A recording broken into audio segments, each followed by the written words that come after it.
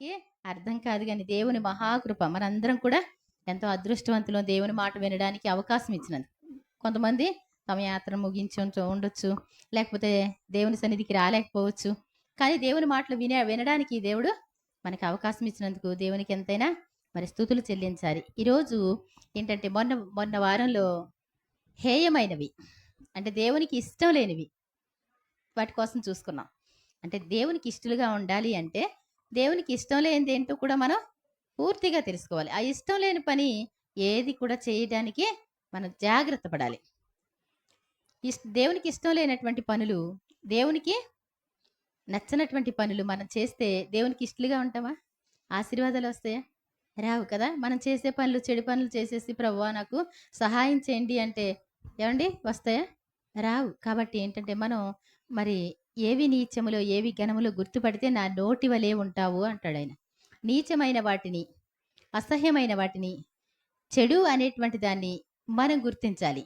ఇలా పని చేస్తూ ఉంటే అది చెడు పనా మంచి పనా అది నీకు అర్థం అవ్వాలి.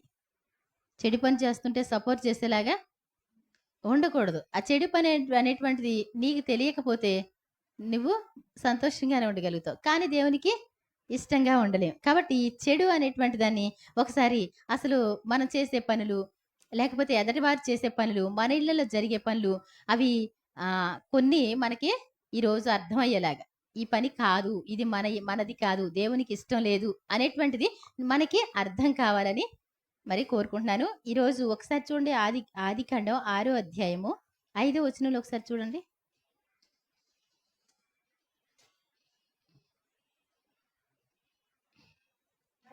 నరులు చూడండి, నరుల చెడుతనము భూమి మీద ఏంటంటండి గొప్పది అంటే ఎక్కువ అయిపోయింది.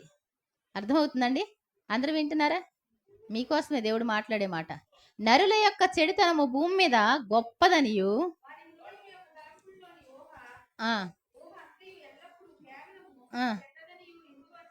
ఏంటంటండి చూడండి, నరుల చెడుతనము భూమి మీద గొప్పదంటండి. వారి యొక్క హృదయం యొక్క ఆలోచనలు అన్నీ కూడా ఏంటంటండి కేవలము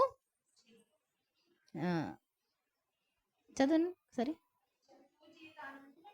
ఇంకొంచెం పైకి ఇంకా అదే గొప్పదని చెడుతనము ఏంటంటే హృదయములో తలంపుల్లో ఉన్న ఊహ. ఏమండి ఇది బయటికి కనపడద్దా? హృదయం కనపడద్దా ఎవరికైనా? ఏమండి హృదయం యొక్క పరిశోధకుడు యెహోవా అంట. ఈ లోకంలో ఏ పరిశోధనలు చేసినా, ఎన్ని స్కానింగ్లు చేసినా, ఏది చేసినప్పటికీ కూడా ఎవరు కూడా హృదయం యొక్క తలంపులు గ్రహించలేరు. మనం పుట్టక ముందే అన్నీ తెలిసిన దేవుడు. మన జీవితం ఎలా ఉంటుందో ఆయనకి బాగా తెలుసు. మనం ఎలా మారుతామో కూడా ఆయనకి తెలుసు. కాబట్టి ఇక్కడ అంటున్నాడు మనుషుల్ని తయారు చేసి అప్పటికి 600 సంవత్సరాలు అయిందండి. ఏమండి మనిషిని తయారు చేసి 600 సంవత్సరాలు అందరూ విస్తరించారు, బాగా భూమి అంతా ఎక్కువైపోయారు. కానీ అక్కడ ఏముంది అంటే చెడుతనమే ఉందంటండి. వారి యొక్క హృదయం యొక్క ఆలోచనలో ఊహ కూడా ఏముందంట? చెడ్డదాన్ని బాగుంటుందండి. ప్రతిదీ దారుణమైన పని చేశారనుకోండి మనకి నచ్చుతుందా? దేవునికి ఇష్టం లేదనమాట అండి. ఏదైతే మంచిది కాదంటారో ఆ పనులే చేస్తున్నారంట వాళ్ళు. అప్పుడు చూచి తాను భూమి మీద నరులను చేసినందుకు యెహోవా సంతాపము నొంది తన హృదయములో నొచ్చుకొనెను. అప్పుడు యెహోవా నేను సృజించిన నరులను, నరులతో కూడా జంతువులను, పురుగులను, ఆకాశ పక్ష్యాదులను భూమి మీద ఉండకుండా తుడిచివేయుదును. ఏలైనగా నేను వారిని సృజించినందుకు సంతాపము నొంది ఉన్నాను అనెను. ఏంటంటండి ఈ చెడుతనాన్ని బట్టి వీళ్ళందరినీ తీసేయాలి. మరి పక్షులు, పశువులు అన్నిటిని ఇంకెందుకు తీయడం? ఓన్లీ మనుషులను చంపచ్చుగా. ఏమండి కానీ మనిషి కోసమే సమస్తాన్ని సృజించాడు దేవుడు. దేవుని స్తోత్రం చెప్దాం. మన కోసమే పశువులు కానీ, పక్షులు కానీ, ఆకుకూరలు కానీ. ఎవరి కోసం?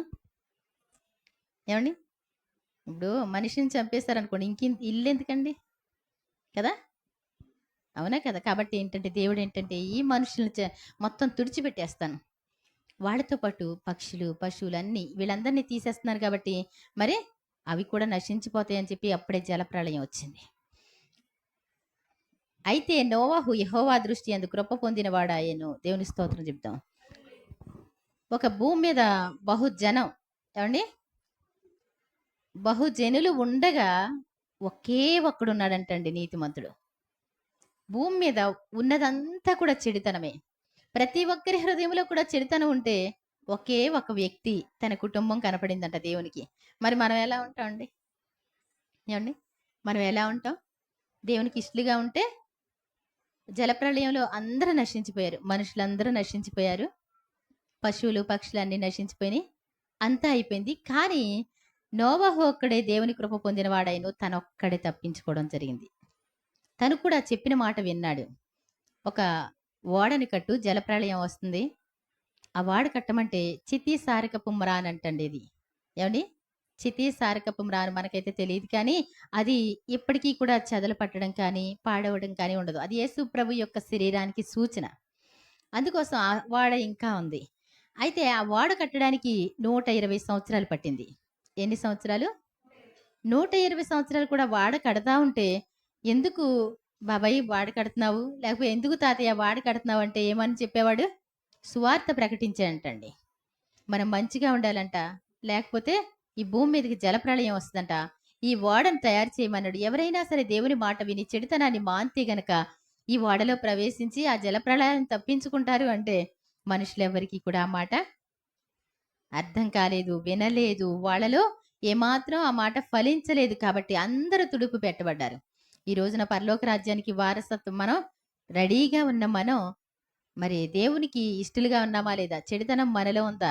ఒకవేళ నోవాహులాగా తప్పించుకుంటామా లేదా? ఒక్కసారి చూసుకోకపోతే మనం కూడా ఆ రోజు వాళ్ళలాగా తుడిచిపెట్టబడతాం. తనొక్కడే బ్రతికాడు. తర్వాత మరి జలప్రళయం రావడం జరిగింది. దేవుడే ఏం చేశాడు? వాడ యొక్క తలుపులు, కిటికీలన్నీ ఎవరు మూసేశారంట? దేవుడే మూసేశాడు. టైం అయిపోయిన తర్వాత ఇంకెవరు సహాయం చేయడం కుదరదండి. ఏమండి, ప్రాణాల మీదకి వచ్చిన తర్వాత ఏమండి, దేవుడు ఆపేస్తే ఇంకెంతమంది అడ్డుపడినప్పటికీ కూడా కుదరదు. అందుకే అంటాడు, మీ కాళ్ళు చీకటి కొండలకు తగలక మునిపే, ఏంటంటండి, దేవుడు వెలుగును గాఢాంధకారముగా చేయక మునిపే మీ దేవుడు మహిమ గలవాడని కొనియాడండి అని ఇర్మియా గ్రంథంలో ఉంది. కాబట్టి మన మంచిగా ఉన్నప్పుడు మాట వినకపోతే, మనం నీరసపడిన తర్వాత, మన కోమాలోకి వెళ్ళిపోయిన తర్వాత, నీకోసం 100 మంది ప్రార్థన చేసినప్పటికీ కూడా దేవుడు వద్దు అన్నాడు అనుకోండి, ఉంటుందా? ఏమండి, ఉండదు కదా. నాకు తెలిసినటువంటి వాళ్ళు చాలా మంది ఉసూరు అనిపిస్తూ ఉంటుంది. కానీ ఏమండి, ఇలా కుమారి గారు, నేను చాలా వేదనలో ఉన్నాను, 4 నెలల నుంచి కిడ్నీలన్నీ ఫెయిల్ అయిపోయినాయి, ఎంతో వేదన పడుతున్నానంటే, ఏమండి చిన్నగా నేను చెప్తాను, మరి మీరు అలా చేస్తే చాలు, మీరు ఇప్పుడు నిలబడతారు అంటే కొంచెం సేపు విని యేసు ప్రభుని అంగీకరించాలని చెప్పినందుకు, నేను అవన్నీ కూడా నేను చేయలేనండి అని ఫోన్ కట్టేశాడు ఒక అతను. ఏమండి, కాబట్టి అలా కాదు. మరి ఒకళ్ళైతే ఒప్పుకున్నారు, అదే రోజు ఒప్పుకున్నారు. కానీ 95% మేము చెప్పలేము. 2 కిడ్నీలు పాడైని, 14 సంవత్సరాల పిల్లోడు. ఏమండి, 14 సంవత్సరాల పిల్లోడు, కావట్ల పిల్లోడు. ఏమండి, ప్రార్థన చేస్తే అందుకే అంటాడు సువార్త. ఏమండి, ఏంటంట, అనుకూల సమయమందు నీ మొర ఆలకించాను, రక్షణ దినమందు నిన్ను ఆదుకున్నాను అంటాడు. అనుకూల సమయం అంటే ఎప్పుడంటే, ఏమండి, మొత్తం అయిపోయిన తర్వాత డాక్టర్ దగ్గరికి తీసుకెళ్ళి, మీరు నిజమైన డాక్టర్ అయితే ఒక్కసారి బ్రతికించండి అంటే కుదురుద్దండి. అలాగే నీ టైం ఆఫ్ అయిపోయే వరకు కూడా దేవుడు ఎదురు చూస్తా ఉన్నాడంట. ప్రతి ఒక్కరి కోసం నిలబడి ఎదురు చూస్తా ఉంటే, పట్టించుకోకుండా ఉంటే, నీ కోమాలోకి వెళ్ళిపోయిన తర్వాత 100 మంది ప్రార్థన చేసినా బ్రతకరు. గుర్తుపెట్టుకోవాలి, నరుల యొక్క చెడుతనం భూమి మీద విస్తరించింది కాబట్టి దేవుడు వారిని తుడిచిపెట్టాడు. కాబట్టి మనం అలాగా ఉండకూడదు అని దేవుని వాక్యం సెలవిస్తా ఉంది. అలాగే చూడండి, ద్వితీయోపదేశకాండం 8వ అధ్యాయము 16 అనుకుంటాను, చూడండి ఒకసారి.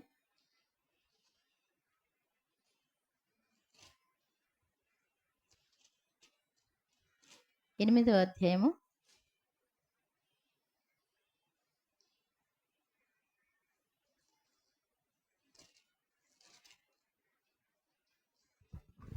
4:16.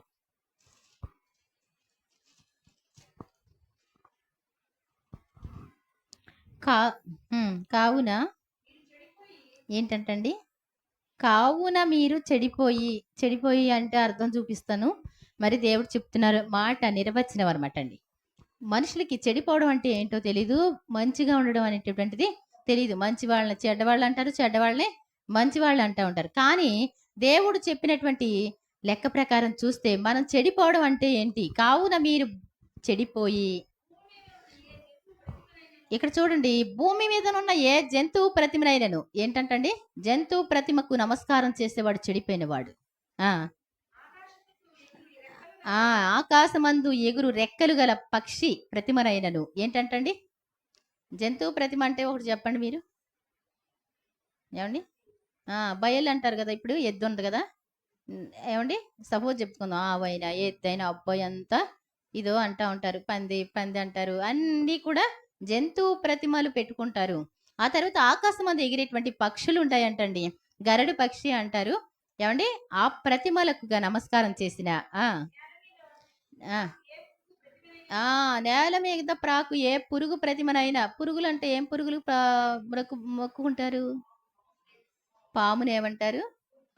పురుగే అంటారు కదా, పురుగు ముట్టింది అంటా ఉంటారు. కాబట్టి మీరు చెడిపోయి జంతువు ప్రతిమ, పక్షి ప్రతిమ, ఆ తర్వాత ప్రాకేటువంటి పురుగుల ప్రతిమలకు చదవండి. చేప అంటే మత్స్యాకారం అని పెట్టుకుంటారంటండి. ఏం చేస్తారు? ఏమండి? ఆకాశాన్ని కొలుస్తారు. భూదేవి అంటారు, గంగ అంటా ఉంటారు. సృష్టి అంతటినీ కూడా ఏం చెప్తారు? దేవుడే అంటారు. కాబట్టి మీరు చెడిపోయి వాటి కోసం, వాటిని తయారు చేసినటువంటి దేవుడు, వాటిని సృష్టించినటువంటి దేవుణ్ణి మాత్రమే మీరు ఏం చేయాలి? కొలవాలి. కానీ మన ఇష్టం వచ్చినట్టు ఈ నమస్కారం చేస్తే గనక చూడండి, ఆడ ప్రతిమను గాని, అమ్మాయి ప్రతిమలు ఉంటాయి కదండి, దేవతలని చెప్తారు కదా. అమ్మాయి ప్రతిమలు కానీ మగ ప్రతిమను కానీ మీరేం చేయాలి అంటే, ఏ స్వరూపం కలిగినటువంటి విగ్రహాలు కూడా మీరు ఏం చేయకూడదు, మీ కొరకు చేసి కొనకూడదు. దేవుని స్తోత్రం చెప్దాం. మీరు చెడిపోయి అంటే విగ్రహారాధన. దేన్నైనా సరే మీరు ఈ భూమి మీద మనిషి గాని, ఆడవాళ్ళైనా మగవాళ్ళైనా, జంతువులైనా, పురుగులైనా, మరి పక్షులైనా వీటికి నమస్కరించకూడదు అని దేవుని వాక్యం సెలవిస్తుందా? ఆకాశం వైపు కన్నులెత్తి సూర్య చంద్ర నక్షత్రములను, ఆకాశ సైన్యములను చూచి మరులు కొల్పబడి, కొంతమందికి ఏంటంటే పూజ చేసేయాలని ఆశ వస్తుందంటండి. దేవుని సన్నిధికి రావాలని కోరిక మనకైతే ఉంటుందో ఉండదో కానీ, వాళ్ళు ఇలా చూస్తేనంటండి, ఏమంటే సూర్యుడికి నమస్కారం పెడతారంట, చంద్రుడికి ఏ రోజు ఏ నక్షత్రం అని చెప్పి వాళ్ళు చేస్తూ ఉంటారు. కాబట్టి వాళ్ళు మరులు కొల్పబడి, నీ దేవుడైన యెహోవా సర్వాకాశము క్రిందనున్న ఏంటంటండి? ఎవరి కోసం? సూర్యుడు నీ కోసమే, చంద్రుడు నీ కోసమే, నక్షత్రాలు కూడా ఎవరి కోసం అండి? నీ కోసమే. అంతేకాని నీ కోసం ఆయన సృజించాడు. కాబట్టి సర్వాకాశం క్రిందనున్న ప్రతిదాన్ని కూడా ఎవరి కోసం? ప్రజల కోసం దేవుడు అన్ని సృష్టించారంట. ప్రజల కొరకు పంచిపెట్టిన వాటికి నమస్కరించి వాటిని పూజింపకున్నట్లును మీరు బహు జాగ్రత్త పడుడి. ఒక ఆవిడ తెల్లవారుజామున లేచి పాటలు పాడద్దంట దేవునికి. ఆ తర్వాత పాటలు అయిపోయిన తర్వాత ఆవిడికి 90 సంవత్సరాల పైన అనమాట అండి. ఇక్కడికి వచ్చింది ఆవిడ. నేను వాక్యం చెప్తా ఉండగా కంగారుగా లేచింది. బాప్తిసం తీసుకోపోతే పరలోక రాజ్యానికి వారసులు ఎవరని నేను ఇలా వాక్యమే చెప్తా ఉంటే చాలా ఆతృతతో కంగారుగా లేచింది. అయితే నేను ఎంతో ఇష్టపడతాను యేసు ప్రభుని, మరి పరలోక రాజ్యం వెళ్ళనా అంది. మీరు బాప్తిసం తీసుకోరా అన్నాను. మా మతంలో ఏంటంటండి, మా మతంలో గురుమతం అంటారు, ఆ మతంలో బాప్తిసం ఉండదు. కాబట్టి బాప్తిసం నేను తీసుకున్నాను. మరి తీసుకోకపోతే మీరు ఎంత ఇష్టపడినప్పటికీ కూడా దేవునికి మీరు ఆయన చెప్పిన మాట వినకపోతే దేవుని రాజ్యం వెళ్ళరు అన్న. ఆవిడ పాటలన్నీ పాడిన తర్వాత అన్ని చేసిన తర్వాత నాకు అసలు తెలీదు. నేను వాళ్ళ ఇంటికి వెళ్ళి బాప్తిసం కోసం చెప్దాం, మరి ఒకసారి చెప్దామని ప్రయాసపడి వెళ్ళానండి. బండివారిగూడెం ప్రయాసపడి వెళ్ళిన తర్వాత అనుకోకుండా నేను చాలా జాగ్రత్త అండి, మరి దేవుణ్ణి మాట వినాలి అని ఇలా చదువుతుంటే సూర్య నమస్కారం చేయకూడదా, చంద్రులకి నమస్కరించకూడదా, నాకు అసలు కుదరదు. ఏంటంటండి, తెల్లవారుజామున ఏం పాటలు పాడతారు? యేసు ప్రభు అంటే ప్రేమికుడు, కానీ సూర్యచంద్ర నక్షత్రాల్ని నమస్కరించకుండా ఉండలేదంటండి. నేను అన్ని చదువుతుంటే అయ్య బాబోయ్! అయ్య బాబోయ్! మరి ఎలాగా? పూజ మాత్రం మానలేను. అర్థమవుతుందండి. చాలా జాగ్రత్త. రకరకాల ఆచారాలు మనసులోకి పెట్టుకుంటారు. అవన్నీ పెట్టుకొని వాటి ప్రకారం చేస్తే దేవునికి ఇష్టలుగా ఉండలేరు. దేవుని మాట విన్నవాళ్ళు మాత్రమే దేవునికి ఇష్టలుగా ఉండగలుగుతారు. ఆ! ఆ! హ్మ్. దేవునికి స్వకీయ జనంగా ఉండాలి అంటే ఆయన్ని మాత్రమే పూజించండి. ఇంకెవ్వరి వైపు మీరు చూడనవసరం లేదు. ఏ ఆచారాల వైపు చూడనవసరం లేదు. జనములు చెప్పేటువంటి ఆచారాలు అవన్నీ వ్యర్థాలు అని దేవుని వాక్యం సెలవిస్తుంది. ఒకడు కట్టెలు నరికేసి పొయ్యిలో పెట్టినట్టు అయిపోద్దంటండి. ఏ ఆచారమైనా పనికొస్తదా? ఒక కట్టె తీసుకొచ్చి గంధపు చెక్క అయినా ఏమైపోద్ది? కాలిపోద్ది. అలాగా మీ ఆచారాలన్నీ వ్యర్థమైనవి అని దేవుడు చెప్తున్నారు. కాబట్టి మనం చెడిపోయే పరిస్థితి ఉండకూడదు. మనలో చిన్న చెడుతనం అనేటువంటిది కూడా రాకుండా చూసుకోవాలి. ఆ! హ్మ్. ఆ! ఐగుప్తు దేశంలో నుండి, ఇనప కొలిమిలో నుండి మిమ్మల్ని రప్పించాను. మరలా మరలా వెనక్కి తిరగొద్దు. అక్కడ మిశ్రిత జనం కొంతమందున్నారంటండి. ఏం చేస్తారు వాళ్ళు? వాళ్ళేం చేస్తారు? మిశ్రిత జనాన్ని నెహెమ్యా గ్రంథంలో ఉంది. మాలోంచి వెలివేశామని చెప్పారు. మిశ్రిత జనం ఏం చేస్తారో తెలుసండి? ఏం చేస్తారు? ఈరోజు ఆదివారమా? పడమరకెళ్ళకిరా? చీపురు ఊడ్చావా? ఆ మూల ఎందుకు పెట్టావు? ఏం చేస్తారు? ఈ మూల పెట్టాలి. ఇలా చూడగానే వాస్తు కరెక్ట్‌గా ఉందా లేదా? ఏవండీ? అసలు మనలో క్రీస్తుంటే వాస్తు కాదు. ఏది పనికిరావు. ఈ మిశ్రిత జనం అనేటువంటిది ఏం చేశారో తెలుసా? చాలా ఆయాసం కలిగించారు. దేవుడు ఎంత గొప్ప కార్యం చేయగలడా? సముద్రం దగ్గరికి తీసుకొచ్చింది సమాధులు చేయడానికి తప్ప దేనికి తీసుకొచ్చాడు అని చెప్పి వెనక్కి వెళదామా? వాళ్ళ కాళ్ళు పట్టుకుందామా? అని ప్రజల యొక్క హృదయాలను కలవరపరిచినటువంటి వారు మిశ్రిత జనం. దేవునికి ఒక్కడికే నమస్కారం చేయాలి. కానీ మిశ్రిత జనంగా మనం ఉండకూడదు. దేవుని వాక్యం వింటారా? వాక్య ప్రకారం మరి చిన్నమామయ్య ఒకసారి చెప్పారు. ఏంటి? తాతయ్య గారు చనిపోతే అమ్మమ్మ ఇక్కడికి చర్చి కాడికి రావాలి అంటే ఏమన్నారు? బైబిల్‌లో ఉందా అని అడిగారు. కరెక్ట్ అది. ఒక విషయం ఏంటి? మనుషుల యొక్క ఆచారాలు మంచివి కావు. బైబిల్‌లో ఉంటేనే చెయ్యాలి ఏదైనా సరే. గుర్తుపెట్టుకోండి. బైబిల్‌లో లేనిది మనం ఏం చేయకూడదు? దేవుడు నిన్ను ఆశీర్వదించిన తర్వాత, దీవించిన తరువాత మనం ఏం చేయకూడదు? వియ్యమందే విషయాల్లో, గృహప్రవేశాల విషయాల్లో ఏం చేస్తారండి? దేవుణ్ణి వెనకబెడతా ఉంటారు. చాలా జాగ్రత్త. గృహప్రవేశాలకు కూడా వెంటనే ఏం చేస్తారు? అన్య దేవతలకి మ్రొక్కేస్తా ఉంటారు. అందుకే చాలా ఇల్లు కట్టిన తర్వాత ఈ ఇల్లంతా దేవుని ప్రజలకైనా నాశనం అయిపోయి దాంట్లో ఉండకుండా ఎందుకు పోతారు అంటే ఎందుకు పోతారు? దేవునికి కాకుండా ఏవండి? దేవతలకి, అన్య దేవతలకి అంటే మీకు ఒక చిన్న విషయం చెప్తాను. ముహూర్తం అంటారు కదా! ముహూర్తాలను విచారించాడు మనిషి. ముహూర్తం అనగానే ఒక ఒక ఆయన చెప్పడం నేను విన్నాను. ఆ దేవతలన్నీ వచ్చేస్తాయంటండి. దురాత్మలన్నీ వచ్చేస్తాయంట ఆ ముహూర్తానికి. ఏవండి? బావుంటదండి. ఆ ముహూర్తంలో మనం చేస్తే మరి ప్రార్థన చేస్తే వెళ్తదండి? ముహూర్తానికి దెయ్యాలొస్తే ప్రార్థన చేస్తే ఎళ్తదా? గుర్తుపెట్టుకోండి. మనం అలా కాదు. కరెక్ట్‌గా దేవుని మాట వినేవారిగా ఉండాలి. మనుషుల మాట వినేవారిగా ఉండకూడదు. అసలు దేవుడు చెప్తాడు ధర్మశాస్త్రాన్ని మీరేం చేయాలి? పైనుంచి చదివి వినిపించిన తర్వాత, ధర్మశాస్త్రాన్ని ఇలా వినిపించిన తర్వాత ఎవ్వడైనా విననొల్లకపోతే చాలా వాళ్ళ మాట వాళ్ళని చావగొట్టాలన్నాడు దేవుడు. దేవుని మాట కరెక్ట్‌గా చేయాలంట. దేవుని మాట చేయకపోతే ఏం చేయాలంట? వాళ్ళని చావగొట్టాలంటాడు. ఆ చావులన్నీ కూడా ఆయన భరించాడు కాబట్టి ఇప్పుడు అందరూ చక్కగా తిరుగుతున్నారు అంతే. మనం నీతిమంతులం కాదు. ఎన్నో సార్లు తప్పిపోయినటువంటి వాళ్ళం. గుర్తుపెట్టుకోవాలి. ఆ! హ్మ్. ఆ! అరణ్యంలో కోపం పుట్టించి ఆ అరణ్యంలోనే 40 సంవత్సరాలు త్రిప్పాడంటండి దేవుడు. కనాను దేశం తీసుకెళ్ళలేదంట వాళ్ళని. ఎందుకని?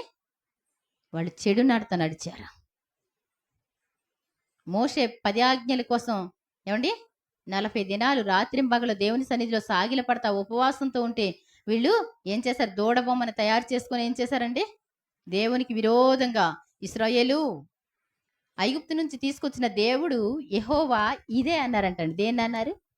అంటే బంగారంతో పోత పోస్తే దేవుడవుద్దా? ఏవండీ? దేవుడవుద్దండి? చాలా జాగ్రత్త. దేనితో చేసిన దేవుడెవరు? దేవునికి ఏది కూడా సాటి చేయకూడదు. మీరు దేవుళ్ళంటి వాళ్ళంటే ఆ మాట వద్దండి మాకు అని చెప్పాలి. అర్థమవుతుందండి? దేవుళ్ళంటోళ్ళండి మీరంటే దేవుని పని చేస్తున్నాం గానీ దేవుళ్ళంటోళ్ళం కాదండి. మనం దేనికి పనికొస్తామండి? ఉఫ్ అంటే ఎగిరిపోతాం. రేపొద్దున ఉంటామో లేదో మనకు తెలియదు. అలాంటి వాళ్ళు దేవునికి పోటీగా, దేవునికి సాటిగా అసలు మనం పోల్చడానికి ఏమాత్రం కుదరదనమాటండి. మరి గుర్తుపెట్టుకోవాలి మనం. అలాగే 9వ అధ్యాయము 4వ వచనం. ద్వితీయోపదేశకాండం 9:4. ఆ, నీ దేవుడైన యెహోవా నీ ఎదుటి నుండి వారిని తోలివేసిన తరువాత నేను ఈ దేశమును స్వాధీనపరచుకున్నట్లుగా యెహోవా నా నీతిని బట్టి నన్ను ప్రవేశపెట్టినని అనుకొనవద్దు. ఈ జనముల చెడుతనమును బట్టియే యెహోవా నీ ఎదుటి నుండి వారిని వెళ్ళగొట్టుచున్నాడు. కనాను దేశాన్ని మిమ్మల్ని తీసుకువెళ్తున్నాను. దేనికోసం తీసుకెళ్తున్నానంటే మీ నీతి కాదు, మీ భక్తి కాదు. అర్థమవుతుందండి? దేనికోసం అంట? అక్కడ ఉన్నటువంటి ప్రజలు హేయకృత్యాలు చేసినందువల్ల, విగ్రహారాధన చేసి తమ ఇష్టానుసారంగా చేసినందువల్ల ఆ దేశము వారిని కక్కివేసెను అంటాడు. అది దేశములన్నిటికీ కూడా ఆభరణమైన దేశం అంట. కనాను దేశం అంటే పాలు తేనెలు ప్రవహించే దేశం. ఇది తక్కువ అన్నట్టు ఏది కూడా ఉండదంటండి. అంత సమృద్ధి గల దేశానికి దేవుడు ఆనందంగా తీసుకువెళ్తా ఉంటే వీళ్ళ ఆచారాలు, వీళ్ళ పద్ధతులు ఏమైపోయినాయి? ఇంకా అక్కడే ఉంచేశాడు. ఇంకా కనాను దేశానికి వీళ్ళని తీసుకెళ్తే మళ్ళా అక్కడ కూడా ఆచారాలు ఉన్న వాళ్ళని అక్కడ రాల్పే వరకు కూడా కనాను దేశానికి తీసుకెళ్ళాలి. కాబట్టి మనం చాలా జాగ్రత్త. ఆశీర్వాదానికి వారసులు అవలేం. దేవుడు దీర్ఘశాంతంగా సహిస్తున్నాడేమో కానీ మనం విరోధమైన పని ఒక్కటి కూడా చేయకుండా జాగ్రత్త పడాలి. నీవు వారి దేశమునకు వచ్చి దాన్ని స్వాధీనపరచుకొనుటకు నీ నీతి అయినను నీ హృదయ యథార్థత అయినను హేతు కాదు. ఈ జనుల చెడుతనమును బట్టియే యెహోవా నీ పితరులైన అబ్రహాము, ఇస్సాకు, యాకోబులతో ప్రమాణం చేసిన మాటను స్థాపించుటకై నీ దేవుడైన యెహోవా వారిని నీ ఎదుటి నుండి వెళ్ళగొట్టుచున్నారు. ఏంటంటండి? మీ నీతి కాదు, మీ హృదయ యథార్థత కాదు, ఏది కాదు. దేవుడు ఉచితంగా. చాలా జాగ్రత్త. మనం ఆ ఆచారం, ఈ ఆచారం, కొంచెం సమస్య రాగానే ఏ ఆచారం అండి? ఒకరికి బాగా నీరసంగా ఉంది, తట్టుకోలేని పరిస్థితిలో ఉన్నారు. నేను అన్నాను, నేను ప్రార్థన చేస్తాను, మీరు కూడా మందిరానికి పరిగెత్తుకుంటా వెళ్ళి ఏం చేయండి, నన్ను క్షమించండి ప్రభువా, ప్రతి విశ్రాంతి నీ సన్నిధికి వస్తాను, నన్ను బాగు చేయండి అయినా. ఏదో లేవర్ టెస్ట్లు, ఆ టెస్ట్లు, ఈ టెస్ట్లు అంటే ఏమండి, మీరు వెళ్ళి ఒప్పుకొని ప్రార్థన చేసుకోండి. ఇంకా బాప్తీసం తీసుకోకుండా కరోనాలో ప్రతి సంవత్సరం తీసుకుంటానని మొక్కుకునేవాళ్ళు. మరి మొన్న భయం వచ్చేసింది. అప్పుడు నేను వెళ్ళి, మీరు వెళ్ళి ప్రార్థన చేసుకోండి, ఆ తర్వాత నేను కూడా చేస్తా, 7 పాటలు పాడి ప్రార్థన చేసుకొని ఏడ్చి ఒప్పుకున్న తర్వాత ఇంటికి వచ్చిన తర్వాత చాలా సింపుల్గా ఏమండి ఇంక వెంటనే రికవరీ అయిపోవడం జరిగింది. ఎంతో సంతోషపడ్డారు. దేవుని స్తోత్రం చెప్దాం. కాబట్టి ఏంటంటే మనం ఆయన తట్టు తిరిగితే ఏంటి బరువు ఏంటి నాకు తెలియదు. ఏమండి అంటే దేవుడు ఇచ్చాడు అనుకోండి, దానికి ముహూర్తాలు, లేకపోతే ఏముండదు. అవునా కదా? కాబట్టి కొంతమంది అడుగు బయట పెట్టడానికి కూడా ఏం చేస్తారంట, ముహూర్తాలు చూస్తారు. అలా ఉండకూడదు. మనం చాలా జాగ్రత్తగా ఉండడం నేర్చుకోవాలి. అలాగే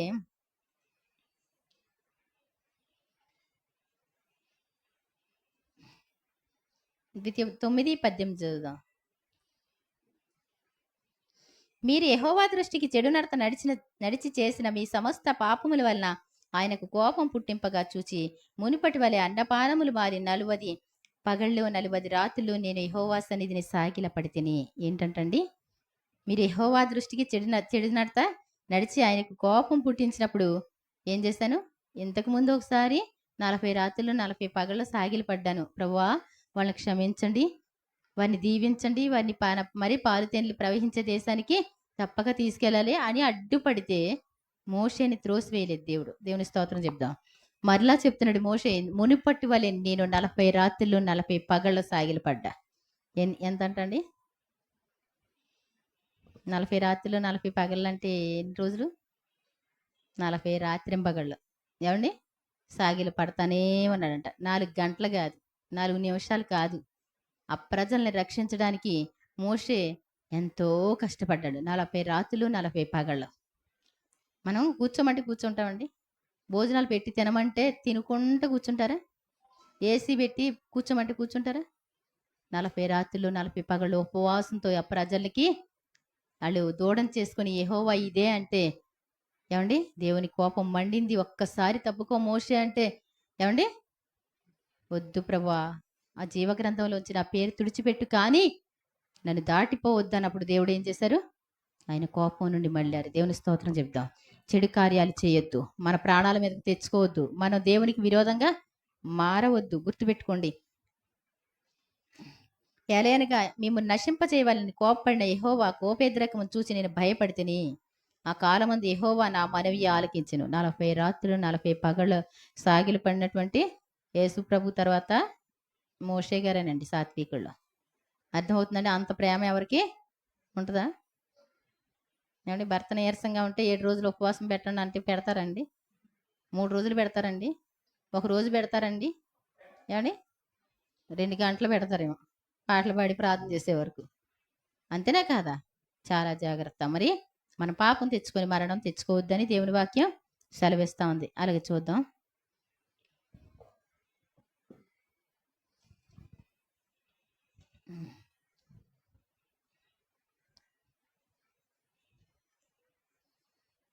ద్వితీయోపదేశకాండం 13వ అధ్యాయము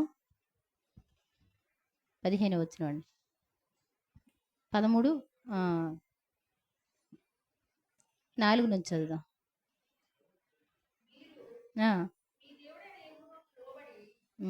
ఒకసారి కొంచెం పైనుంచి చదివేయమ్మా ఫస్ట్ నుంచి.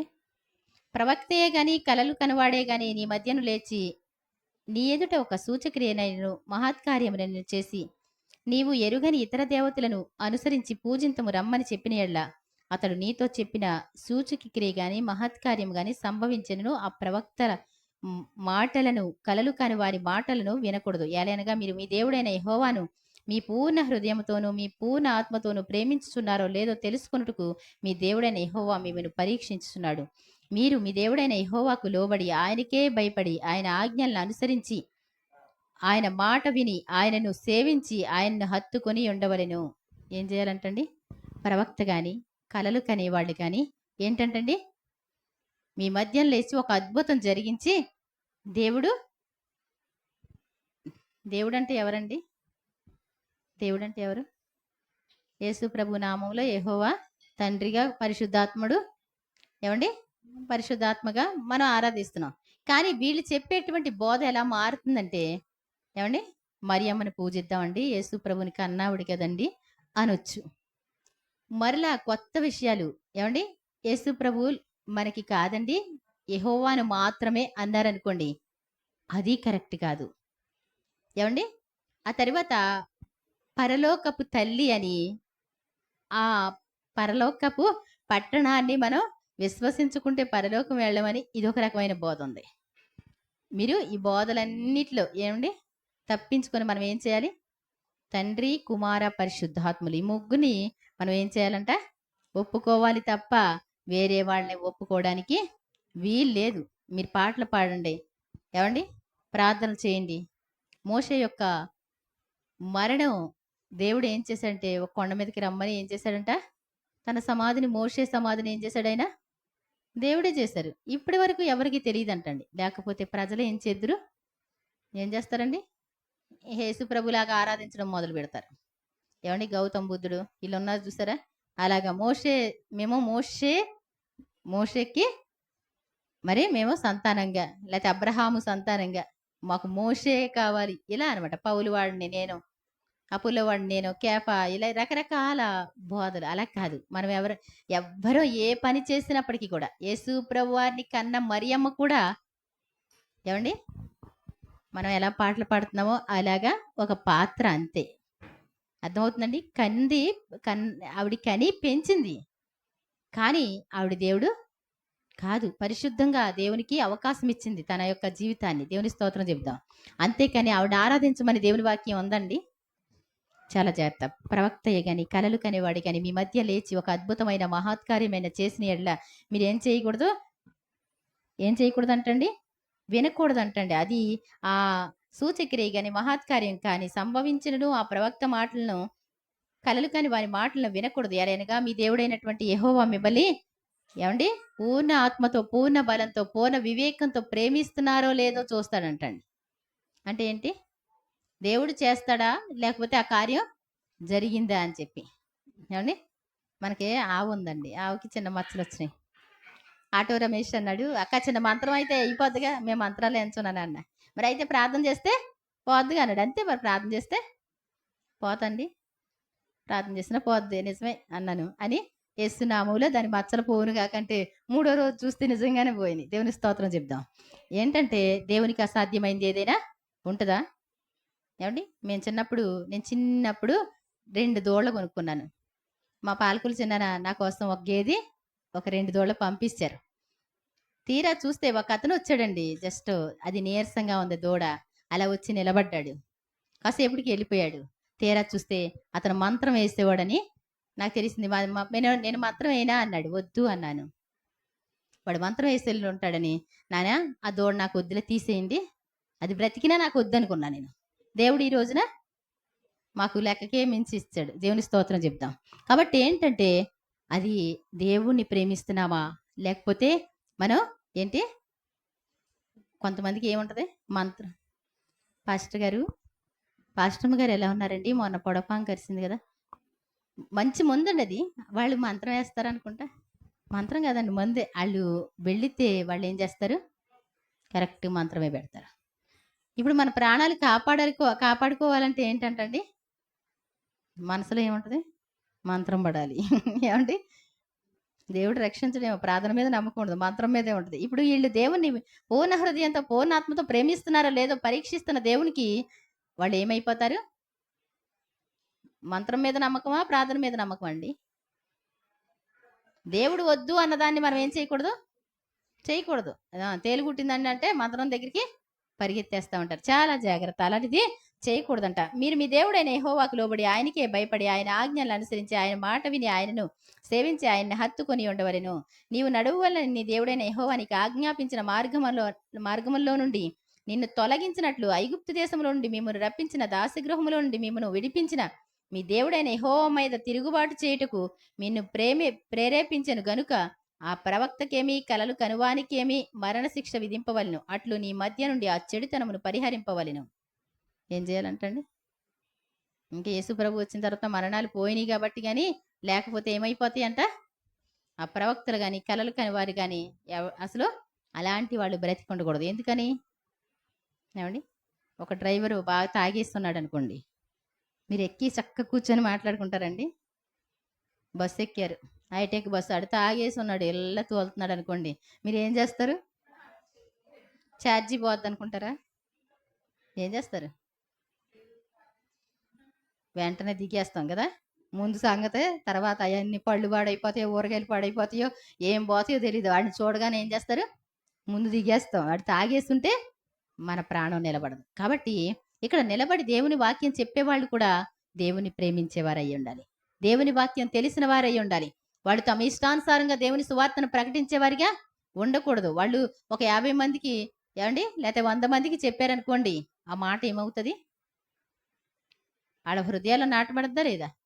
కాబట్టి ఆ దుర్బీజాలు అనేటువంటివి దేవుడు లేకుండా చేయడం కోసం వాళ్ళని వెంటనే మరణ శిక్ష విధింపాలి అని దేవుడు చదివించాడు. కాబట్టి వాళ్ళ దగ్గరికి వెళ్ళేవాడు ప్రవక్తకి ఎటువంటి శిక్షో వాళ్ళ దగ్గరికి వెళ్ళి సోది చెప్పించుకుంటే ఏంటంటే, ప్రార్థనకి వెళ్తారండి, అమ్మ కుమారి చాలా ఎక్కువ చెప్తుంది, వాక్యాలు చెప్తూ ఉంటుంది, అందుకోసం అస్సలు బైబిల్ తీయకుండా మీరు చాలా మంచివాళ్ళు అండి, మీకు ఈ సంవత్సరం అధికంగా ఆశీర్వాదాలు వస్తాయి, దీవెనలు వస్తాయి, ఇలా చెప్తే బాగుంటుంది, ఇలా చెప్తే బాగుంటుంది.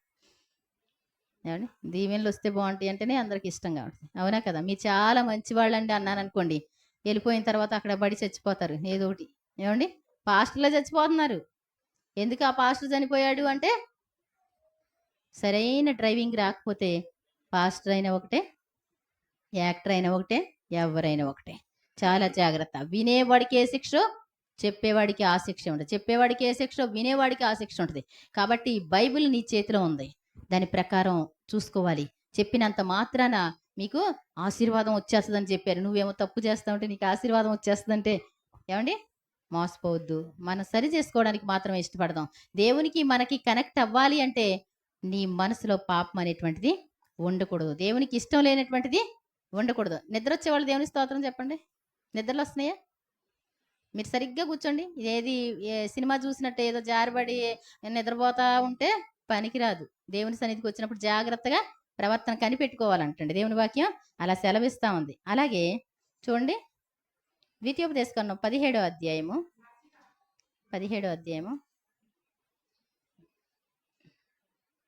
చూడండి.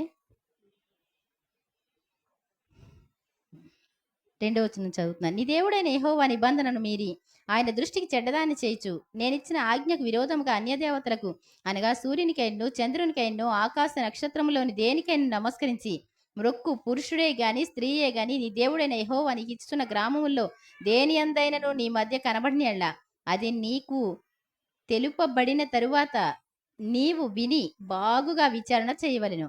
అది నిజమైన ఎడల అట్టి హేయక్రియ ఇశ్రాయేలులో జరిగి ఉంట వాస్తవము అయిన ఎడల ఆ చెడ్డ కార్యము చేసిన పురుషుడే గాని స్త్రీని గాని ఆ గ్రామముల వెలుపలికి తీసుకొని పోయి రాళ్లతో చావగొట్టవలెను. ఇద్దరు ముగ్గురు సాక్షుల మాట మీదనే చావ తగిన వానికి మరణశిక్ష విధింపవలెను.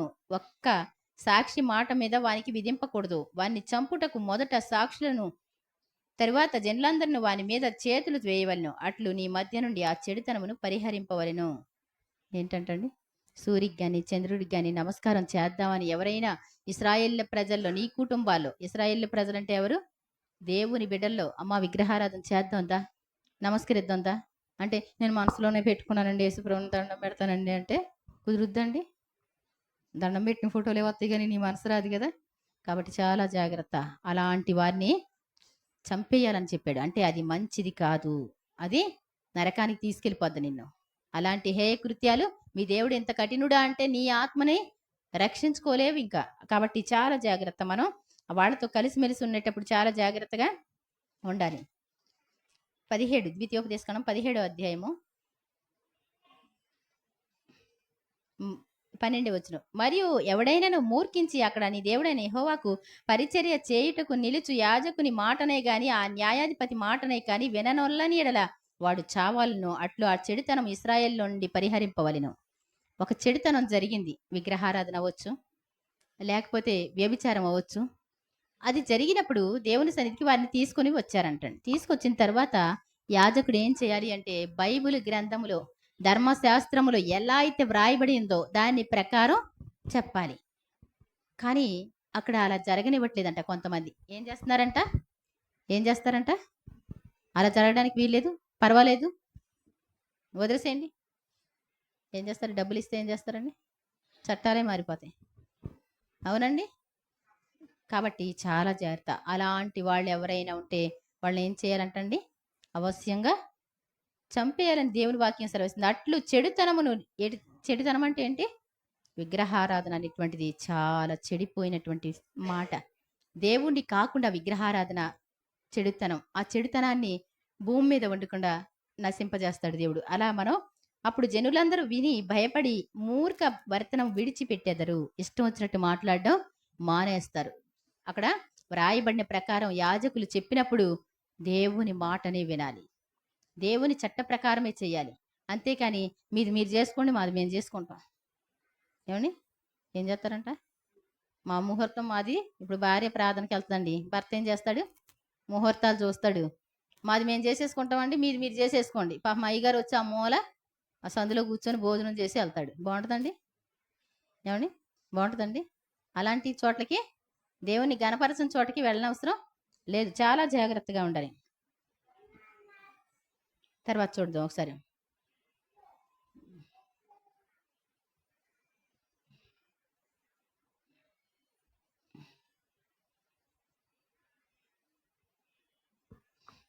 ద్వితీయోపదేశకాండం 22వ అధ్యాయము 21 చదువుతున్నాను. వారు ఆమె తండ్రి ఇంటి వద్దకు ఆ చిన్నదాన్ని తీసుకుని రావాలను. అప్పుడు ఆమె ఊరి వారు ఆమెను రాళ్లతో చావగొట్టవలను. ఎలా అనగా ఆమె తన తండ్రి ఇంట నుండి వ్యభిచరించి ఇశ్రాయేల్లో దుష్కార్యం చేసెను. అట్లు ఆ చెడుతనమును మీ మధ్య నుండి మీరు పరిహరింపవలెను. ఏమండి, ఇశ్రాయేల్ ప్రజల్లో, దేవుని బిడ్డల్లో ఒక చిన్నది తప్పు చేస్తే, ఏమండి, తప్పు చేస్తే ఆమె అరిస్తే పర్వాలేదంటండి, రక్షించమని కేకలు వేస్తే పర్వాలేదు. తన సమ్మతించి గన ఆ యొక్క వ్యభిచారంలో పాల్గొంటే గనక ఆ అమ్మాయిని తీసుకొచ్చి రాళ్ళతో కొట్టి చంపాలి అంటాడు. అది చెడుతనము. ఏమండి, చెడుతనం అంటే అర్థమవుతుందండి? అందరూ వింటున్నారో లేదో నాకు అర్థం కావట్లేదు. అందరికి కళ్ళజోడులోనే మెరుస్తా ఉన్నాయి. ఏమండి, కాబట్టి చెడుతనం అనేటువంటిది విగ్రహారాధన అవ్వచ్చు, వ్యభిచారం అవ్వచ్చు. మనం దేవునికి మాత్రమే మన శరీరం ఇవ్వాలి, మన హృదయం దేవునికి మాత్రమే ఇవ్వాలి. మన హృదయం యొక్క తలంపులు కానీ ఊహ కానీ ప్రతిదీ కూడా ఆయనకి మాత్రమే అది. అందులో చిన్న గమనాగమనముల వల్ల కలిగేటువంటి ఛాయ ఏదైనా మనలోకి వస్తే గనక ఆయన ఉండలేడు. ఏమండి? అంతేనా కదా? ఒక పిల్లోడు పెట్టాడు, మొత్తం ఫోటోలు పెట్టాడు, సినిమా పాట పెట్టాడు. ఏమండి? వాళ్ళు ఎప్పటి నుంచో 10 సంవత్సరాల నుంచి మేము సేవకు వచ్చిన కొత్తలో అతనికి సువార్త ప్రకటించా, వాళ్ళు స్తోత్రం దగ్గరికి వెళ్తారు. అన్ని ఫోటోలు, పెళ్లి ఫోటోలు కాడ నుంచి పిల్లల ఫోటోలు వరకు పెట్టాడు, సినిమా పాటలు పెట్టాడు. అప్పుడు నేను పెట్టాను అనమాట, దేవుని పాటలు మీకు ఇవి కూడా వీటికి సరిపోవా బాబు అని పెట్టారు. 2 నిమిషాల్లో డిలీట్ చేసేసాడు. సినిమా పాటలకి అందరూ ఏం చేస్తారు, కొంచెం అందంగా తయారవడం, సినిమా పాట పెట్టేసుకుంటూ ఉంటారు. అది దేవునితో సంబంధం ఉన్నట్టు కాదు. ఏమండి? చిన్నగా కూడా నువ్వు ఎలా ఉండకూడదు, సినిమా పాటలు పాడేవాళ్ళు ఇంకా దేవుని పాటలు పాడడం వేస్ట్ అని అడిగితే అది కలుషితం అయిపోద్ది. అర్థమవుతుందండి? ఆ మనసు కాదు, పైన పాడడం. దేవుణ్ణి ఆరాధించేవాళ్ళు ఆత్మతో సత్యంతో ఆరాధించాలి. ఆయన్ని మాత్రమే ప్రేమించి పాట పాడాలి తప్ప వచ్చాం కదా అని చెప్పి పాట పాడడం కాదు. ఆయన్ని ప్రేమించిన వాళ్ళే పాడాలి పాట. గుర్తుపెట్టుకోండి. మరి వ్యభిచారం అయినప్పటికీ కూడా ఆ చెడుతనాన్ని మీ మధ్య నుండి తొలగించాలని దేవుడు చెప్పాడు.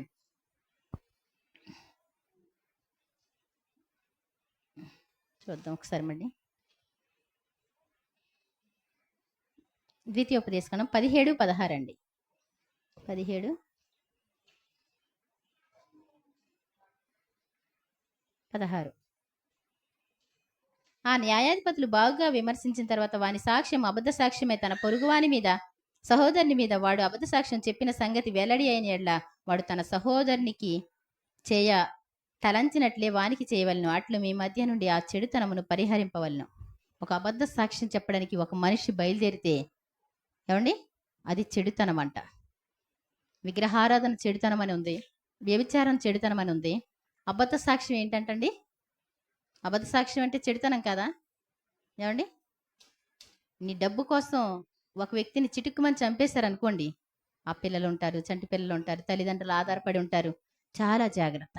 అందుకోసం ఏంటంటే అబద్ధ సాక్ష్యం అనేటువంటిది వాళ్ళకి ఎప్పుడు కూడా చెప్పకూడదు. ఎవరి మీద మనం ఏం చేయకూడదు, అబద్ధ సాక్ష్యం అనేటువంటి దాన్ని పలకడానికి లంచాలు తీసుకొని అబద్ధ సాక్ష్యం మనం పలకకూడదు. కాబట్టి అలాంటి చెడుతనాన్ని అది కరెక్ట్ అయితే గనక వాడు ఎలా అయితే చెప్పాడో వాళ్ళు కూడా అలా చేయాలన్నాడు. కానీ కంటికి కన్ను పంటికి పళ్ళు అని చెప్పబడిన మాట మీరు విన్నారు కదా అని యేసుప్రభు వారు చెప్పి, మరి ఒక చెంప కొడితే రెండో చెంప చూపించాలన్నారు. ఇవన్నీ దోషాలు మనుషులకి రావాలి. కానీ ఈ లోక పాపం అంతా ఎవరి మీదకి వెళ్ళిపోయిందంట? యేసుప్రభు వారి మీదకి వెళ్ళింది. ఏమండి? అర్థమవుతుందండి? ఇంకా చాలా ఉన్నాయి అనమాట కిందకి చదివితే. దోషాలంటే ఏంటి, అపవిత్రత అంటే ఏంటి, ఇవన్నీ కూడా చెడుతనం అంటే ఏంటి అని.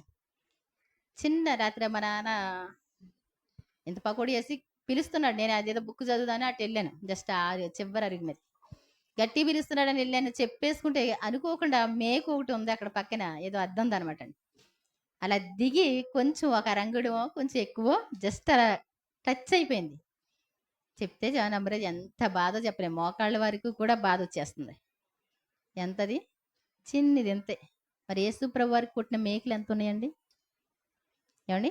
యేసుప్రభు వారు సర్వలోక పాపాన్ని మోసారు. చిన్న గాయం తగిలితే మనం తట్టుకోలేం, చిన్న మేకు తగిలితే గుచ్చుకుంటే మనం తట్టుకోలేం, ఒక చిన్న అవమానం భరించలేం, నిందకి మన హృదయం బద్దలైపోద్ది. ఆయన నిందలు కాదు, అవమానాలు కాదు, కొరడా దెబ్బలు కాదు, పిడిగుద్దులు కాదు, ఇవన్నీ దేనికో తెలుసా? మనం అందరం చేసే పాపానికి ఆయన మీద ఈ నేరాలన్నీ వచ్చినాయి. కాబట్టి ఏంటంటే మనం చాలా జాగ్రత్తగా మనం చూసుకోవాలి. చూడండి ఒకసారి ఇంకో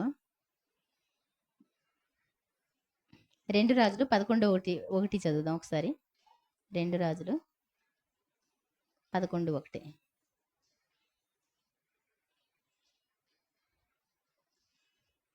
1 నుంచి చదువుతున్నాను. మోయాబీలు, ఎదోమీలు, అమ్మోనీలు, సీదోనీలు, హిత్తీలు అను జనులు మీ హృదయములను తమ దేవతల తట్టు త్రిప్పుదురు గనుక వారితో సహవాసము చేయకూడదనియు వారిని మీతో సహవాసము చెయ్యనియ్యకూడదనియు యెహోవా ఇశ్రాయేలులకు సెలవిచ్చి ఉన్నాడు. అయితే రాజైన సొలొమోను ఫరో కుమార్తెను గాక ఆ జనుల్లో ఇంకా అనేక మంది పరస్త్రీలను మోహించి కామాతురత గలవాడే వారిని ఉంచుకొనుచూ వచ్చెను. అతనికి 700 మంది రాజకుమార్తెలైన భార్యలను 300 మంది ఉపపత్తులను కలిగి ఉండ్రి. అతని భార్యలు అతని హృదయమును త్రిప్పివేసిరి. సొలొమోను వృద్ధుడైనప్పుడు అతని భార్యలు అతని హృదయమును ఇతర దేవతల తట్టు త్రిప్పగా అతని తండ్రి అయిన దావీదు హృదయము వలె అతని హృదయము దేవుడైన యెహోవా ఎడల యథార్థము కాకపోయెను. సొలొమోను అస్తారోతు అను సీదోనీల దేవతను, మిల్కోము అను అమ్మోనీల హేయమైన దేవతను అనుసరించి నడిచెను. ఈ ప్రకారము సొలొమోను యెహోవా దృష్టికి చెడు నడత నడిచి తన తండ్రి అయిన దావీదు అనుసరించినట్లు యథార్థ హృదయముతో యెహోవాను అనుసరింపలేదు. సొలొమోను కెమోషు అను మోయాబీల హేయమైన దేవతకును, మొలెకు అను అమ్మోనీల హేయమైన దేవతకును యెరూషలేము ఎదుటనున్న కొండ మీద బలిపీఠములు కట్టించెను. తమ దేవతలకు ధూపం వేయిచు బలులను అర్పించుచున్న పరస్త్రీలైన తన భార్యల నిమిత్తముతో అతడు అలాగు చేసెను. ఇశ్రాయేళ్ల దేవుడైన యెహోవా అతనికి 2 మార్లు ప్రత్యక్షమై, నీవు ఇతర దేవతలను వెంబడింపవలదని అతనికి ఆజ్ఞాపించినను సొలొమోను హృదయము ఆయన యొద్ద నుండి తొలగిపోయెను. యెహోవా తనకిచ్చిన ఆజ్ఞను అతడు గైకొనక పోగా యెహోవా అతని మీద కోపించి సెలవిచ్చినదేమనగా, నేను నీతో చేసిన నా నిబంధనను కట్టడలను నీవు అనుసరింపకపోవుట నేను కనుగొనుచున్నాను గనుక ఈ రాజ్యము నీకుండకుండా నిశ్చయముగా తీసివేసి నీ దాసునికి ఇచ్చేదను.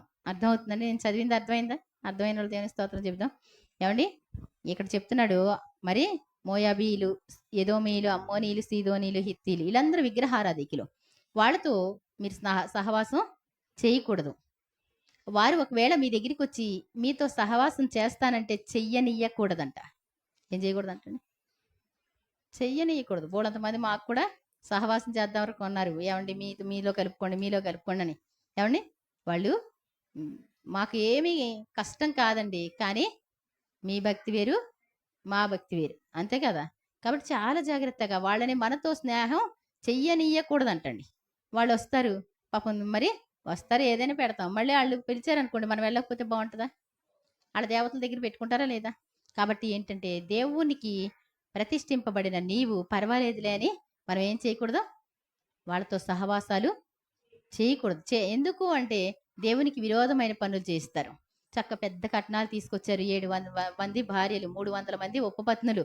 ఏమండి, అందరూ కూడా పెద్ద కట్నం తీసుకొచ్చి అందమైనటువంటి రాణులు. వాళ్ళు ఏం చేశారంట, నా దేవతకి గుడి కట్టరా మీరు. ఏమండి, ఎక్కడ కట్టాలి? అందరూ కూడా రావాలి అంటే యెరూషలేము ఎదుటే కడితే బాగుంటది కదా. ఏమండి, ఎక్కడ కట్టాలంట? హేయమైనటువంటి దేవతలు అంటండి, అసభ్యకరమైనటువంటి దేవతలు. వాటిని అనుసరించి నడుచుకున్నాడు అంటే పట్టించుకోకుండా ఆ రాణితో పాటు వెళ్ళి, ఏమండి, నమస్కరించకపోతే బాగోదని చేతులెత్తి దండం పెడితే ఏమైపోయిందంటండి? ఏమైపోయింది? తన హృదయం దేవుని వద్ద నుండి తొలగిపోయింది.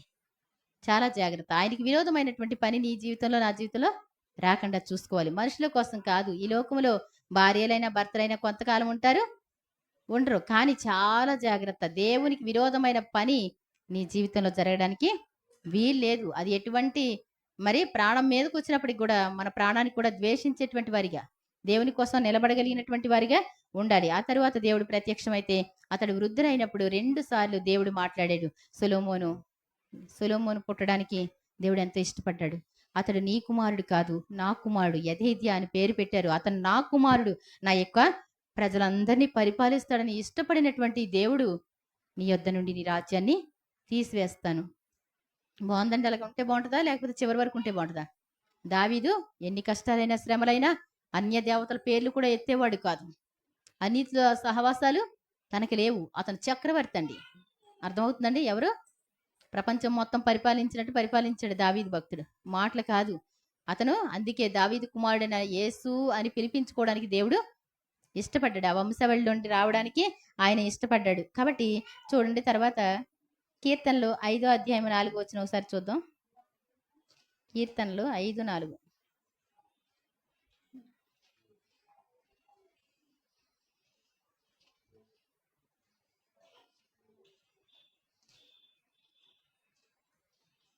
నీవు దుష్టత్వమును చూచి ఆనందించు దేవుడు కావు, చెడుతనమునకు నీ యొద్ద చోటు లేదు. దేవుడు ఈ చెడుతనాలు ఎవరిలో ఉంటాయో వాళ్ళలో దేవుడు, గుర్తుపెట్టుకోండి. మరి ఆచారాలన్నీ చేసేసి ప్రభువా అని దేవుని సన్నిధికి వస్తే కుదరదండి. అర్థమవుతుందండి? దేవుడితో నీకు సంబంధం ఉందా లేదా అనేటువంటిది నీ హృదయమే చెప్తుంది.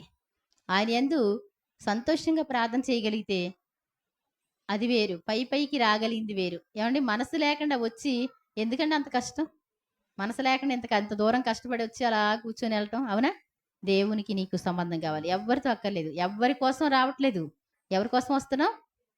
దేవుని కోసమే. ప్రభువా మీరు చెప్పిన మాటను 6 దినాల్లో సృష్టి అంతా కలుగు చేసి 7వ దినాన్ని విశ్రమించాడంట. అందుచేత దాన్ని పరిశుద్ధపరిచాను అన్నావు కాబట్టి ప్రభువా, నా మందిరంలో ఉన్నామన్నారు కాబట్టి నేను వచ్చాను ప్రభువా అని ఎవరితో చెప్పుకోవాలండి? దేవునితోనే మనం చెప్పుకోవాలి. చక్కగా ప్రార్థన చేసుకోవాలి. కాబట్టి చెడుతనమునకు దేవుని యొద్ద చోటు లేదంటండి. మరి చెడు పనులు చేసేవారికి కూడా మరి దేవునికి ఇష్టం ఉండదనమాట. అలాగే కీర్తనలు 34:21 చెడుతనము భక్తిహీనులను సంహరించును, నీతిమంతుని ద్వేషించువాడు అపరాధిగా ఎంచబడును.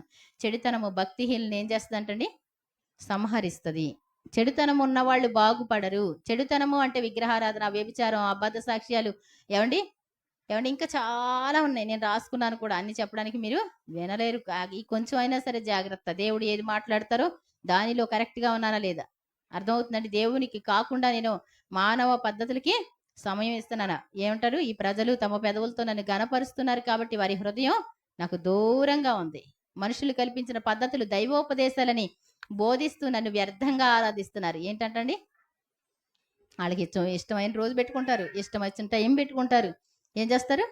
ఇష్టమైనట్లు జరుపుకుంటా ఉంటారు. వాటి వల్ల ప్రయోజనం లేదు. దేవుడు అలా ఇష్టపడేటువంటి దేవుడు కానే కాదు. కాబట్టి మనం చెడుతనాన్ని వదిలిపెట్టుకోవాలి. చూడండి, కీర్తన 55:15 వారికి మరణము అకస్మాత్తుగా వచ్చునుగాక, సజీవులుగానే వారి పాతాళమునకు దిగిపోవుదురుగాక. చెడుతనము వారి నివాసముల్లోను వారి అంతరంగమునందును ఉన్నది. ఏంటంటండి? ఎవరైతే చెడుతనం చేస్తారో, ఏమండి అర్థమవుతుందా నేను చెప్పేది? చెడుతనం ఎవరి కుటుంబాల్లో ఉంటుందో, ఎవరి హృదయాల్లో ఉంటుందో వాళ్ళకి మరణం అకస్మాత్తుగా వస్తుందంట. అకస్మాత్తు మరణం ఎవరికి? చెడుతనం చేసే వాళ్ళకి. గుర్తుపెట్టుకోవాలి. చిటుక్కుమని వెళ్తున్నారండి, చనిపోయారండి అంటే ఏదో చెడుతనం కదా. అది ఒక్కసారి జరగదు, 2-3 సార్లు దేవుడు హెచ్చరిస్తాడు, నువ్వు అలాంటి పని చేయకూడదు. అర్థమవుతుంది నేను చెప్పేది? అర్థమయ్యే వాళ్ళు దేవుని స్తోత్రం చెప్పండి. అర్థమవుతుందా? 2-3 సార్లు దేవుడు హెచ్చరిస్తాడు. 3వసారి మనం వినడానికి మనం ఉండం. ఏమండి? భక్తిహీనులతోనే ఏంటంటండి? అకస్మాత్తుగా వారికి మరణం వస్తుంది, వారు సజీవులుగానే వారి పాతాళమునకు దిగిపోవుదురు. కాబట్టి మనం దేవుని మొరపెట్టుకుంటాం, ఆయన మనవై ఆలకిస్తారు. చూడండి, కీర్తనలు 92:7 నిత్యనాశనము నొందుటకే కదా భక్తిహీనులు గడ్డి వలె చిగుర్చురు, చెడు పనులు చేయవారందరూ పుష్పించుదురు. ఎందుకంట నిత్యనాశనము నొందడానికి. ఈ లోకంలో ఐశ్వర్యాలు, ధనాలు, ఏమండి కార్లు, బిల్డింగ్లు అన్నీ ఉన్నప్పటికీ కూడా వాళ్ళకి, భక్తిహీనులకి నిత్యనాశనమే ఉంటుందంటండి. ఏముంటుందండి? వాళ్ళు ఏమైనా పట్టుకెళ్తున్నారా? ఏదో, కానీ మహాగర్వం ఉంటుంది కదా. ఏమండి? దేవుడు అంటాడు, ధనవంతులను ఆయన పారు చూసెను. ఏమండి? బీదలకు సువార్త ప్రకటింపబడుతుంది. బీదలకు ఏది పెట్టినా ఏం చేస్తారు? వాళ్ళు సంతోషంగా తింటారు, సంతోషంగా వింటారు. ధనవంతులు ఏం చేస్తారు? మా ఊరికే సువార్త రావడానికి వీలు లేదంటారు కదండి. నిత్యనాశనము నొందుడికే ఏం చేస్తారంటండి వీళ్ళు? నిత్యనాశనము నొందుడికే కదా భక్తిహీనులు గడ్డి వలె చిగుర్చుదురు. గడ్డి తెల్లారిపాటికి అంత అందమైన పువ్వులతో ఉంటా ఉంటుంది. కాబట్టి నిత్యనాశనం ఉంటుంది. భక్తిహీనత అనేటువంటిది మనలో ఉండకూడదు. చెడుతనం అనేటువంటిది మనలో ఉండకూడదు. ఇంకా అలాగే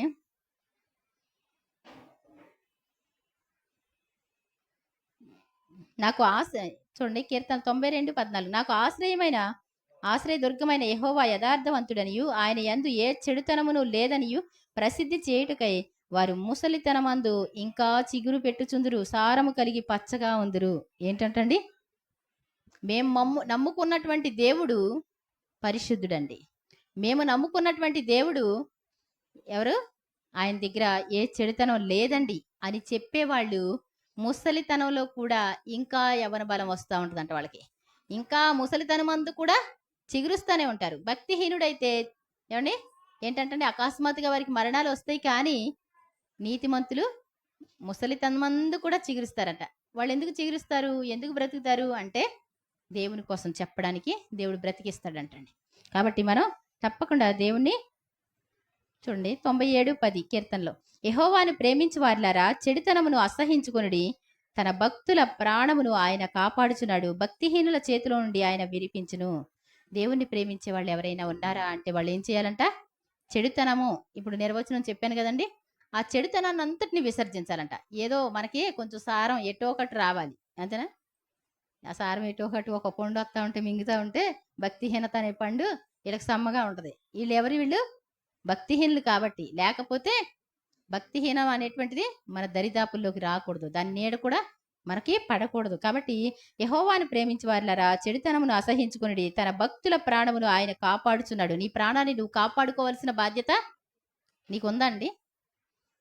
లేదు. నీ పిల్లల్ని నువ్వు కాపాడలేవు, నీ భార్యని కాపాడలేవు, నీ ఎద్దుల్ని గొర్రెల్ని ఏది కాపాడలేవు.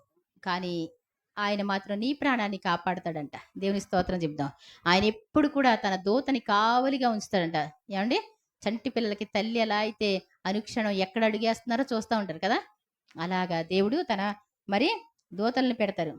చూడండి 107వ అధ్యాయము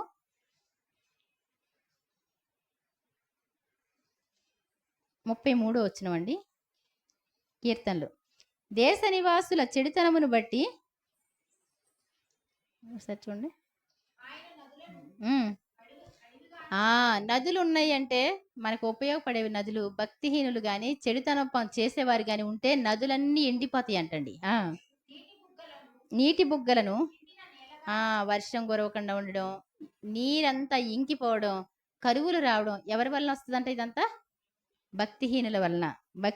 దేశ నివాసుల చెడుతనమును బట్టి ఇంకా విగ్రహారాధన చేస్తారు, ఇంకా ఏమవుద్దండి?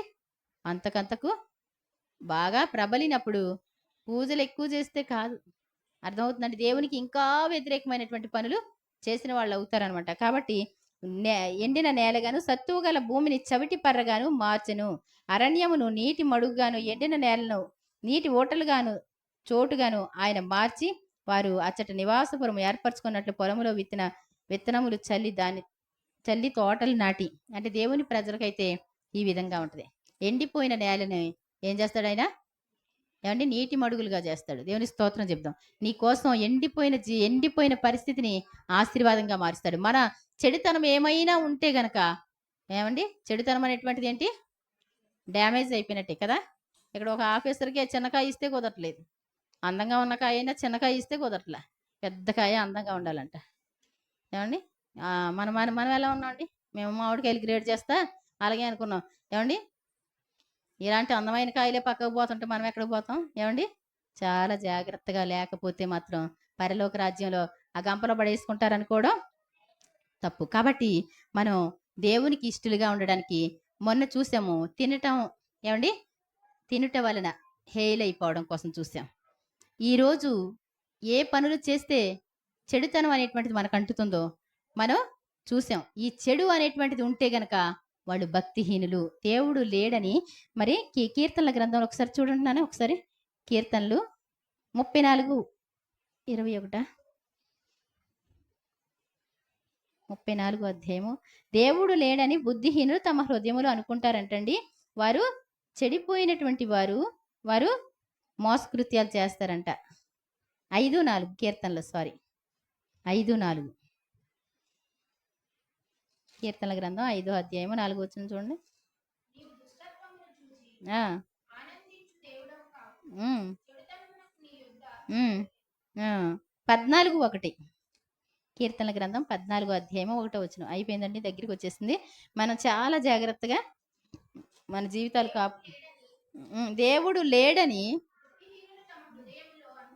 ఏంటండి, దేవుడు లేడు అని మనల్ని ఎవరు చూడట్లేదు, మన ఇష్టం అనుకునే వాళ్ళు ఎవరంట?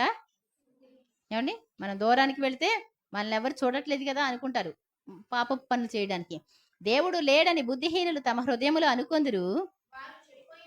చూడండి, వీళ్ళు చెడిపోయినటువంటి వాళ్ళు. వీళ్ళు విగ్రహారాధన చేస్తారు, అబద్ధ సాక్ష్యాలు పలుకుతారు, అన్ని కార్యాలు చేస్తారు. వీళ్ళు దేవుని ఏమంటారంట? పాపం దేవుడు మనల్ని చూడట్లేదంటే అదొక రకం, కానీ అసలు వీళ్ళు చెప్పే వాదన ఏంటి? దేవుడే లేడంటారంట. అంటే దేవుడు లేకపోతే చచ్చిపోయిన తర్వాత నరకానికి పోయిన తర్వాత అప్పుడు తెలుస్తుంది అనమాట అండి. ఇదే మనం ఏమైనా చూడొచ్చామా అంటే అప్పుడు చూసినప్పుడు అర్థం అవుతుంది. ఈ లోకానికి వచ్చే వరకు కూడా ఈ లోకం ఉందని మనకు తెలియదు, కొంచెం ఎదిగే వరకు కూడా తెలియదు. ఈ చెంట పిల్లలు చక్కగా తిరుగుతూ ఉన్నారు, వాళ్ళకి అవన్నీ గుర్తుండవండి, ఏదో ఉన్నాం అన్నట్టు అంతే. కాబట్టి చాలా జాగ్రత్తగా మనం కాపాడుకోవాలి. ఆ తర్వాత సామెతల గ్రంథం 11:14 చదువుదాం ఒకసారి. 11:14 11వ అధ్యాయం. నాయకులు లేని జనులు చెడిపోదురు. మనుషులు ఎలా చెడిపోతారు అంటే నడిపించే వాళ్ళు లేకపోతే, చెప్పేవాళ్ళు లేకపోతే, ఏమండి చెప్పే తల్లిదండ్రులు లేకపోతే ఏం తింటున్నారో, ఎలా తిరుగుతున్నారో, ఎప్పుడొస్తున్నారో అదేమీ వారికి తెలీదు. నాయకులు ఉండాలనమాట అండి. మరి దేవుని వాక్యాన్ని చెప్పేవాళ్ళు ఉండాలి. హ్మ్. ఆలోచనకర్తలు అనేకులు ఉండటం వల్ల అది క్షేమంగా ఉంటది. అంతేనే కదా! మంచి సలహాలు ఇచ్చే తల్లిదండ్రులుంటే వాళ్ళ పిల్లలు ఏవండీ మంచి చదువులు చదువుకుంటారు. మంచి ఉన్నతమైన ఉద్యోగాలుంటాయి. అంతా అందరికీ క్షేమం ఉంటది. లేకపోతే భక్తిహీనులుంటే ఎలా ఉంటదండి? ఏవండీ విపరీతమైనటువంటి బుద్ధులతో పిల్లల్ని కని వాళ్ళకి ఏం చెప్పకపోతే వాళ్ళు దేశానికే దరిద్రం తీసుకొస్తారు. ఆ తల్లిదండ్రుల వల్లే ఈ దేశం పాడైపోద్ది. పిల్లల్ని సరిగ్గా పెంచలేకపోవడాన్ని బట్టి. అలాగే యెషయా గ్రంథం చూడండి ఒకసారి 38:15. యెషయా గ్రంథం 38:15.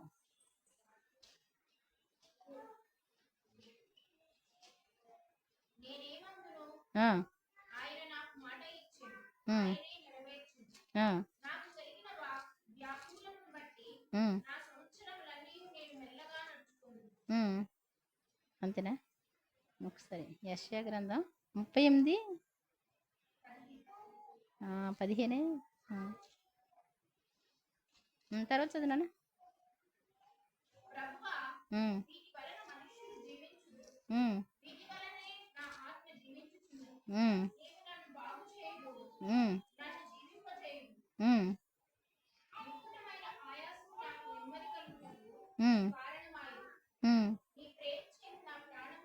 ఉమ్. సరే ఒకసారి 33 అధ్యాయం 15 వచనం నన్ను ఒకసారి చూద్దాం.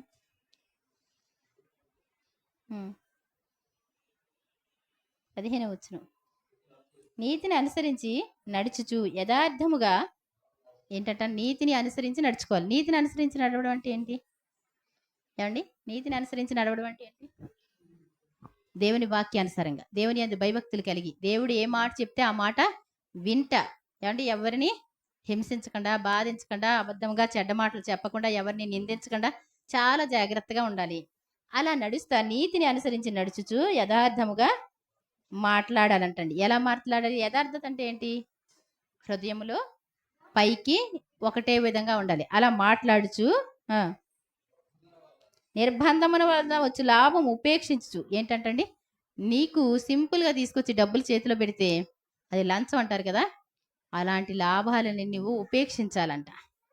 అర్థమవుతుందండి?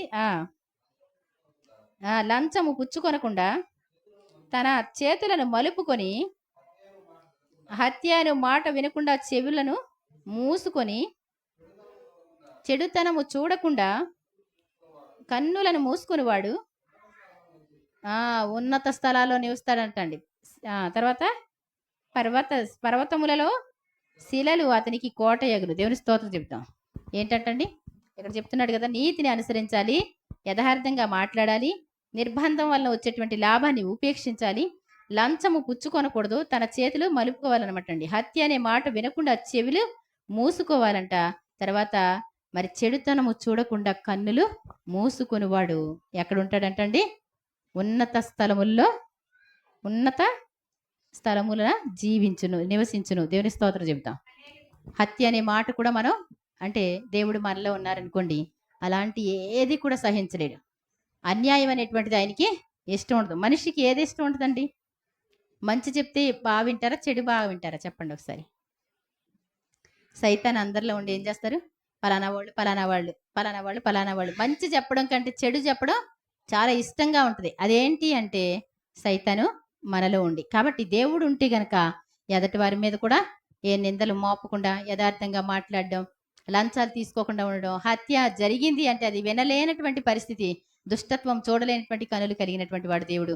కాబట్టి ఈ రోజు నుంచి చెడుతనం అనేటువంటిది మన జీవితాల్లో ఎక్కడైనా సరే మిళితమైతే దాన్ని ఏం చేయాలి? తీసేసుకోపోతే మాత్రం ప్రభువా అని చేతులు చాపినా ఆయన మన వైపు చూడడు, మన ప్రార్థనకి జవాబు రాదు.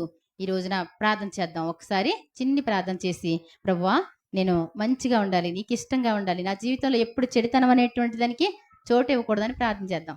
స్తోత్రములు స్తోత్రములు స్తోత్రములు. మమ్మల్ని మిక్కిలిగా ప్రేమించిన మా ప్రియ పరలోక తండ్రి, ఘనమైన మహారాజా, ఘనమైన దేవాన్ని మీకే వందనాలు స్తోత్రాలు చెల్లిస్తున్నాను. ప్రభువా మరి భూమి మీద చెడుతనం గొప్పదని చెప్పి మనుషుల యొక్క హృదయం ఆలోచనలు అంతా కూడా ఊహ అంతా కూడా చెడ్డదని చెప్పి నాయన ఆ రోజున నాయన జలప్రళయాన్ని రప్పించారు ప్రభా. ఈ రోజున మీరు అక్కడికి సిద్ధంగా ఉన్నాం. మాలో చెడుతనం ఉంటే నాయన ఆ నోవాహు కాలాల్లానే ఉంటుందని మీ వాక్యాలు సెలవిస్తున్నాయి. చెడుతనం అనేటువంటిది మా జీవితంలో ఉండకూడదని, ప్రతి విషయంలో మేము యథార్థంగా ఉండాలి, నీతిగా ఉండాలి, భక్తిగా ఉండాలి ప్రభా. ఎదుటి వారికి సహాయం చేసేవాళ్ళిగా ఉండాలి, దేవుని ప్రేమను చూపించేవారిగా ఉండాలి. అన్యాచారాలు మా జీవితంలో ఉండకూడదు నాయన. చెడుతనం అనేటువంటిది మా జీవితంలో ఉండకూడదు నాయన. ఈ రోజే క్షమించమని ప్రార్థిస్తున్నాను తండ్రి. ఇంకా నెహెమ్యా భక్తుడు నాయన విశ్రాంతి దినాలు కానీ, పండుగలు కానీ, అమావాస్యలు కానీ నాయన మీరు చెప్పిన ప్రతి కట్టడను మీరి చెడుతనం చేసి ఉన్నాము అంటాడు నాయన. మేము అలాంటివి కూడా చేయకుండా ప్రతి విశ్రాంతి దినం పండుగల్లో పాల్గొని దేవుని స్తుతించి నాయన మరి దేవుణ్ణే నాయన ఘనపరచగలిగినట్లు మీరే కృప చూపించమని, నన్ను ప్రేమించిన వారిని నేను ప్రేమిస్తున్నాను, నన్ను ప్రేమించిన వారిని ఆస్తికర్తలుగా చేస్తాను, వారి నిధులను నింపుతానన్నారు. నేను ప్రేమించే మనసు ఈ రోజు మాకిమ్మని, మాలో ఉన్న చెడుతనం ఈ రోజున నాయన మీరు రక్తంతో కడగబడునుగా కేస్తున్నాము. మీరే కడిగి పవిత్రపరచమని ఏస్తున్నాము నడుచున్నాను తండ్రి. ఆమేన్.